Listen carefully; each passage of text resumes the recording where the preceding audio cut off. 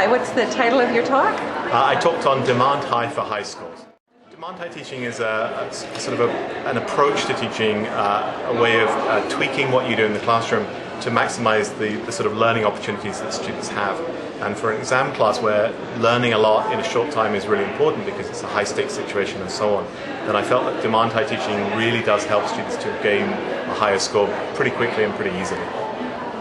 And what sort of questions did you get?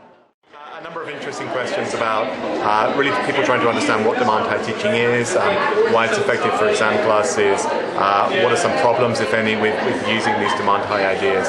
So I tried to address those as well as I could. So you were busy at today's conference, or this weekend's conference. You gave 2 talks. What was the second talk? The second talk, which I did, was on gamification. And again, I sort of related that to test preparation classes, how we can gamify a test preparation class, gamify some activities. So gamification is a bit of a new term. Can you elaborate on it and how it works for the classroom?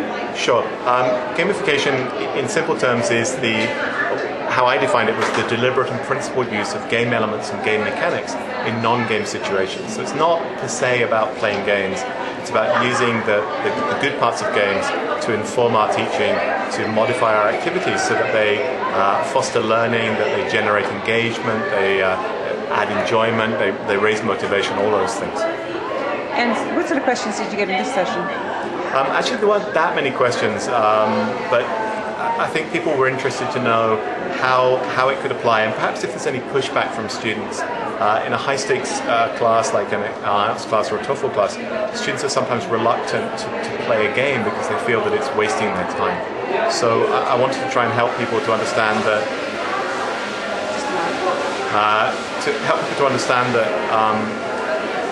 it's not really about playing games, it's about using those good parts about games, getting people engaged and motivated to help them just to learn.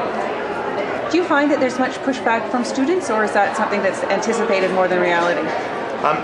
It depends a little bit on the situation. I think if you've built a classroom situation where students feel very comfortable, they know that you're principled in your decisions, that everything you're doing is geared towards helping them to raise their test scores, then they'll have a lot of trust in you and allow you to sort of maybe stretch things or push the envelope a little bit. So I think it's more of an issue that teachers might feel rather than the reality of that.